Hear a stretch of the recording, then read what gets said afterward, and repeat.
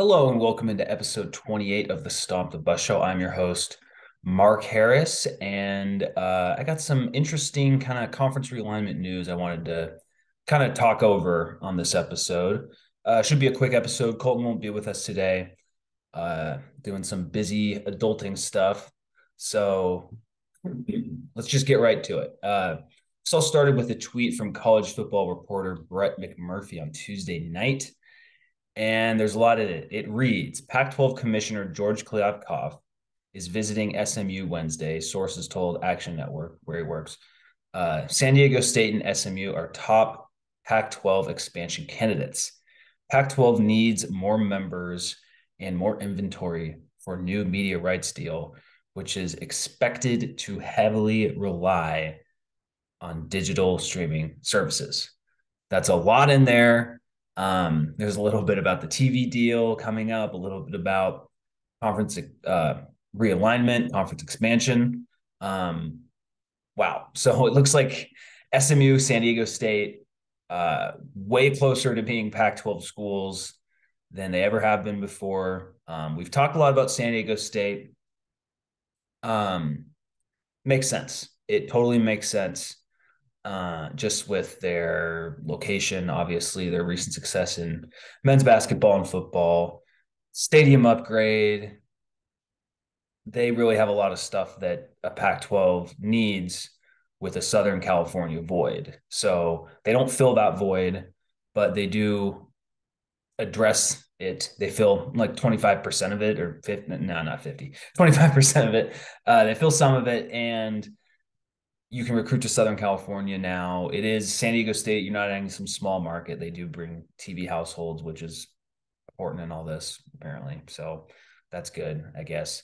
Uh, and it's again, it's you're not a conference that relies on so many football players from LA not being in LA, or not being in you're not in LA, but not being in Southern California at all. So San Diego State fills a void there. Obvious fit, makes sense. They needed to add, I think, and well, not I think, I know, because there's an article I want to kind of touch on that kind of explains why we're hearing about this now before a TV deal has been done. And so SMU, obviously, totally different candidate, has not been brought up quite as much. Southern Methodist University in Dallas, and from the outside, they don't look like a fit in the Pac-12 at all. Uh, I think they do have some added benefits to the league and to ASU specifically. So I do want to touch on that. But before we go into that, I want to get into why um, all this stuff is coming out now. And McMurphy reports Pac-12 needs more members and more inventory for new media rights deal. And Dennis Dodd, on his article on CBS Sports that was sent out on Tuesday night, he expands on that, saying Pac-12 expansion with San Diego State SMU may be necessary before league inks new media rights deal. And he reports the Pac-12 may need to commit to conference expansion first before achieving its compensation target in a new media rights deal. Sources with knowledge of the situation tell CBS Sports. In an effort to return to 12 members following the departures of the LA schools, the Pac-12 has focused its efforts on evaluating San Diego State and SMU. Kliavkoff is visiting San Diego State, or I'm sorry, SMU today, Wednesday, February 8th. Apparently he's going to the basketball game there, so that should be interesting. But first of all, obviously this is incredible news for San Diego State and SMU, because it's reporting that, hey, like, you're really being considered. Like it appears like we're reaching the final steps for this. But for the Pac-12 as a whole, the rest of the teams, the fact that you have to add these teams in first, before getting the media rights deal done, because the goal was to have the media rights deal done, then add the teams, but now that's getting flipped. It feels like the Pac-12 is really operating in a position of weakness and not in a position of strength at all. Because I imagine they would rather just get the deal done and then kind of be like, oh, you want to join the Pac-12? Okay, well, here we can add you when we see fit. Now it's like, nope, you got to add two teams right away. And another reason this is kind of concerning to me, maybe not necessarily adding those schools, but the fact that it's going down in this way. So if you're an SMU fan, San Diego State fan, and you happen to listen to this, I don't have anything against your schools personally. It's more that of the way that this is apparently reportedly being negotiated, and the schools have to be added first before the Pac-12. And Dodd expands on this in his article, saying, quote, conferences that find themselves in this position or in this situation typically negotiate a new rights deal prior to completing a separate deal for expansion. That order establishes value for existing conference members prior to adding new members. So basically, it means usually conferences get the TV deal done first, media deal done first. So everyone knows, okay, you're getting this much. And then they can use that when adding new teams. I do imagine that that SMU and San Diego State would probably have reduced shares. I don't think that's been reported yet, but it just makes sense considering they are currently Group of Five programs right now, as we speak in early February. So I don't think that it's going to come in and they're going to be super drains on the rest of the schools. At least not initially. It could be later on, but it looks like in order for the Pac-12 to get, which is what Dodd's reporting, the desired compensation of approximately 30 million to 35 million per program. Dodd reports, quote, it appears to be urgent for the conference to expand as a condition of completing a deal in the monetary range it seeks. So again, not operating from a position of strength. However, maybe this all gets done, another big, and we forget about it. It's just a footnote in how this all went down. But another thing is that Dodd reports the Pac-12's next media rights deal will be heavily reliant on a digital streaming partner. Significantly more than half of each season's Pac-12 football games will be primarily available via streaming as part of the conference's next rights deal, sources tell CBS Sports. So again, that doesn't sound like position of strength either. If I'm George Kliavkoff, there's no way I went into this being like, you know what, we want 75% of our games to be on streaming. Even though streaming is a growing medium, a growing platform, there's no way in the first year of it, at least, they would want it to be that big of a gap between it's looking like it's going to be ESPN and the rest being on streaming. But who knows how this plays out? This could all be, we don't know who's leaking this to Dennis Dodd. And so this could all be a negotiating part of it, but it will be interesting to see when the official deal comes out, what the share of each one is, splitting the Pac-12 games across the season. So maybe it'll be like 60-40 or something. And maybe that's not too bad because all the big games will be on TV and it won't feel like you can't see the games, which was obviously the number one problem with the Pac-12 network and part of the reason we are where we are today. So excuse me. So we'll see how that plays out because that will be very interesting. But if they get more money because of it, then maybe that makes it easier. Obviously as a fan, you don't get any of that money, but just the money kind of means security, I guess, or yeah. So, and ultimately that's why all these decisions are being made in the first place is because of money. So they're probably just going to go with the deal that gives them the most money, but having it be that much on streaming, it seems a little bit not ideal for me, but maybe it won't matter. Maybe some of the hand wringing about it will fade over time as streaming becomes more and more popular. And look, the NHL is on streaming, MLS is on streaming. You have a lot of college basketball games on streaming. It's not, excuse me, it's not completely foreign anymore. So we'll see how that goes. It seems like a lot of the reason they're adding two more schools is because of inventory. Um,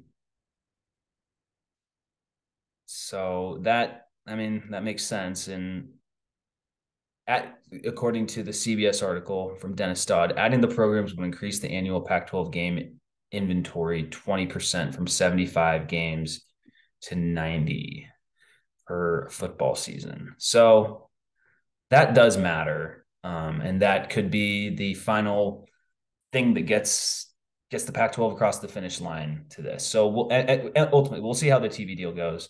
Time to get into how this affects how these two will fit in on the field and just competitively. San Diego State, I'm not really going to spend too much time on them because it just it makes sense, you know. They've been good enough in football recently, not last year, but recently in recent years they've been quality football program, putting guys in the NFL. Basketball, they could come in and they might be the second best basketball program in the conference. So, excuse me, some coffee come up, but anyway, competitively they fit in. Location, they make perfect sense. Uh, they have a new stadium. They don't have the old Charger Stadium anymore. Big deal. Facilities are good enough. And frankly, the Pac-12 needs San Diego State. Like they need to have someone in Southern California because the Big 12 might scoop them up. So San Diego State, I just don't really think there's that much to talk about it. They just seem like such an obvious fit. SMU does not at first. They are a relatively small private Christian school in Dallas, Texas. Does that scream Pac-12 member? No, it does not to me. Clearly, this is the Pac-12 going into Texas because they want to get the Dallas market. And I know that SMU doesn't have some giant fan base, but just getting into the market clearly matters. Look at Rutgers, you know. So clearly, just getting into the Dallas market matters for the Pac-12. Getting into the Central Time Zone matters, and so all of these combos could be maybe what helps them make more money in the TV deal. Who knows? SMU competitively, their football hasn't been.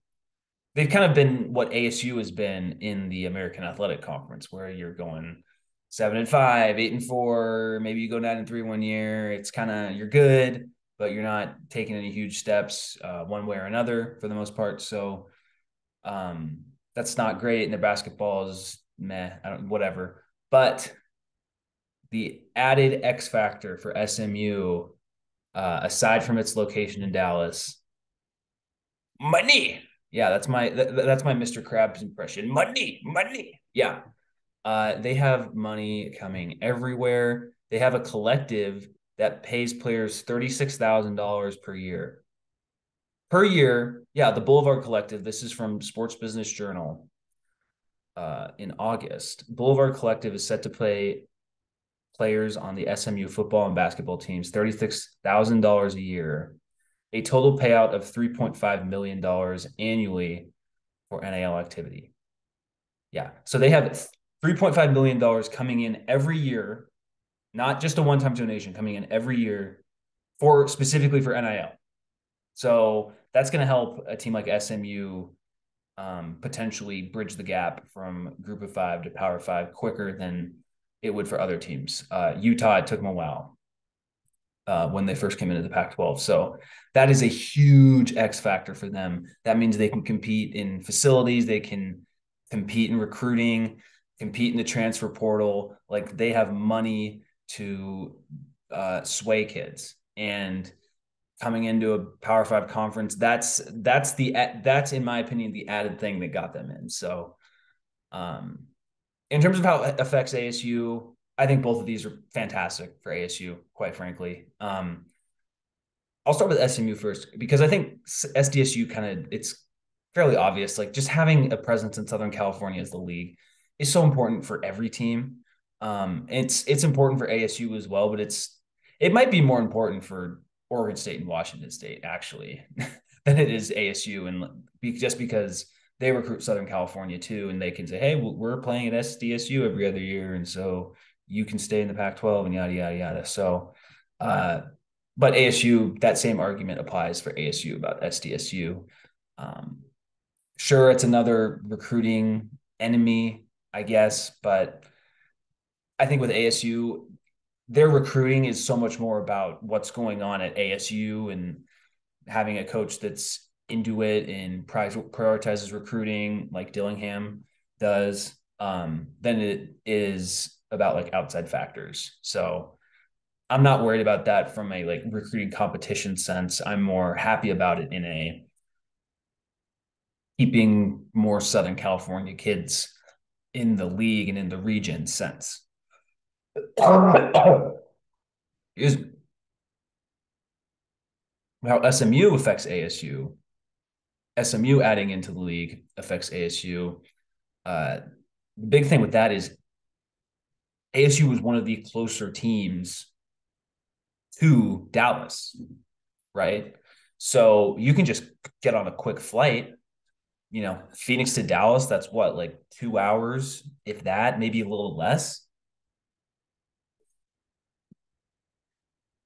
That is a huge boon for ASU because then you can go into Dallas where ASU is already having a lot of success recruiting. And you can say, hey, we play SMU every other year. And so let's say you live in Fort Worth, you can come to the game. You can see your son play, twice in his college career, and you won't even have to leave the Metroplex. So that's big. Every Pac-12 program can say that to SMU, but not many can say, hey, we're actually not that far away either. Washington can't come into Dallas and say, oh, we're not that far away. No, you are far away. You'll still play down there sometimes, but you're still far away. Oregon, same way. Bay Area schools, same way. Obviously, Washington State, Oregon State, same way.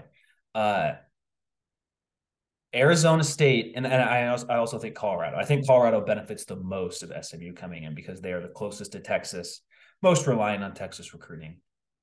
But I think ASU second, just because it's a little closer than Utah. Utah might be Utah might be third, and maybe just because of the airports, like they just have quicker airports to get to. But then we're really getting into the minutia of it. But really, I think all the four corner schools benefit from SMU being in the league just because it opens up the Texas recruiting a little bit more, not a lot, a little bit more. So I think ASU benefits probably the second most out of any of those schools just because Phoenix is just such an easy flight from Dallas. Relatively, not far. Well, it's a far drive, but it's a doable drive. Colorado would benefit the most, I imagine. But ultimately, I think just from an on the field like football perspective, let's just forget about money and how much the payout's going to be per school, and are San Diego State and SMU getting reduced shares. Just in terms of like the competition on the football field, I think SDSU makes a lot of sense already, and SMU does. SMU doesn't quite make as much sense at first glance, but when you factor in all the money they can pump into that program and how much more money they will get now that they're playing in a Power 5 league too, you have to think about that as well for SMU. If you're an SMU booster donor who has literally millions of dollars. I can't believe I just said that. Millions of dollars to burn on SMU athletics. Are you going to burn that money when they're in the American Athletic Conference and they're playing Memphis and Tulane and Tulsa? Or are you going to burn it when they're having Washington come to town, Utah, even Oregon State, like even Arizona, even Cal? That's a bigger deal than having the American Athletic Conference teams come in. And so that'll probably make it even easier for SMU to get all this money. And I think they also had a huge stadium renovation announced this past summer. And, guess what? Preparing to become a Power 5. They were trying to put themselves out there. So the money that SMU has, that is the ultimate X factor in this. And it's going to be weird if I won't lie, like it's going to be weird to have a Pac-12 with SMU in it. Um, doesn't make sense on a lot of fronts, but I do think another thing they have to offer is it's a fairly good academic school as well. And remember, the people making these decisions, signing off on what George Kliavkoff has to do, is the Pac-12 presidents, and they want to be associated, specifically the Pac-12 ones. They want to be associated with high academic schools, and SMU is that. I think they're an R1 research school. I think they're AAU, all these terms that universities rank themselves by and stuff, uh, and such. So that's a factor of it too, is these university presidents wanting a school like SMU in their group as well. So that's a factor in it. Yeah, like I mentioned earlier, it's crazy to see how this is playing out. Who knows? Maybe this all falls through and ASU ends up in the Big 12, but it's looking like SDSU and SMU are going to come into the conference. And I think from an on the field football perspective, that's not the worst thing in the world for ASU because it opens up more recruiting in Texas. And I think ASU is more well positioned to take advantage of that, really just based off its geography, uh, than most of the other schools in the conference. I still think Oregon would benefit from it too, just because of their brand and recruiting machine. But I think it would help ASU, um, especially if they keep establishing that, uh, Dallas, Texas pipeline that they've started with Brian Carrington and Rashad Samples, and those guys aren't going to be at ASU forever.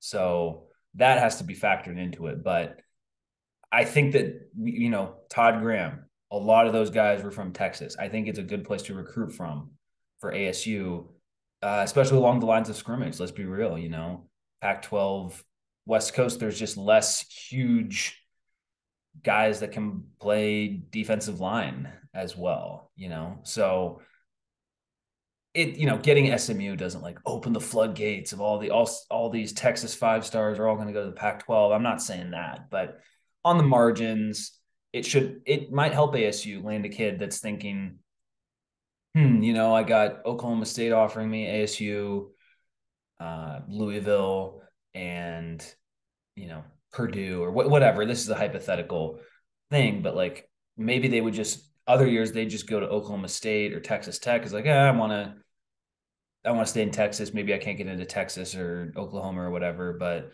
I still want to be in this area. Well, it's like, oh, okay. Well, now if you go to ASU, sure, like you won't be in Texas year round, but you will still play a Texas team. And so every other year you'll play in Texas.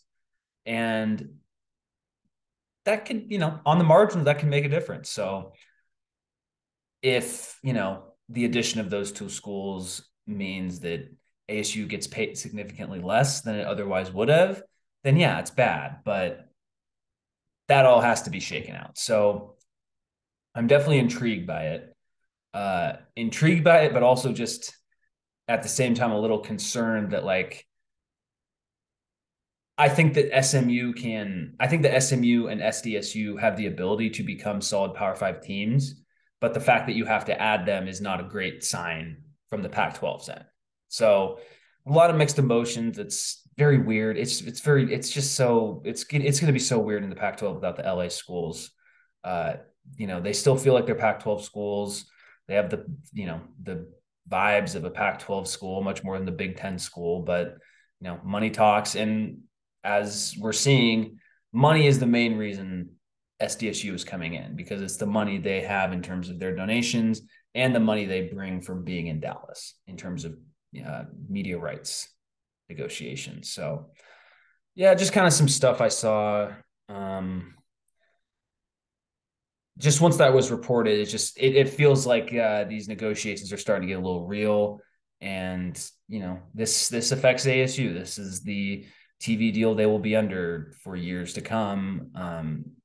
I should say media deal they would be under for years to come, and that's the previous media deal is part of the reason the conference is where it is right now. So maybe this is the first step in ASU leaving the Pac-12 for the Big 12 because the media deal isn't good enough and it makes more sense to go to the Big 12. Who knows?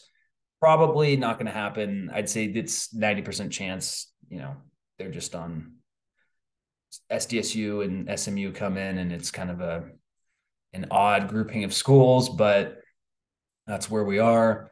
And yeah, so thanks for listening in and go Devils.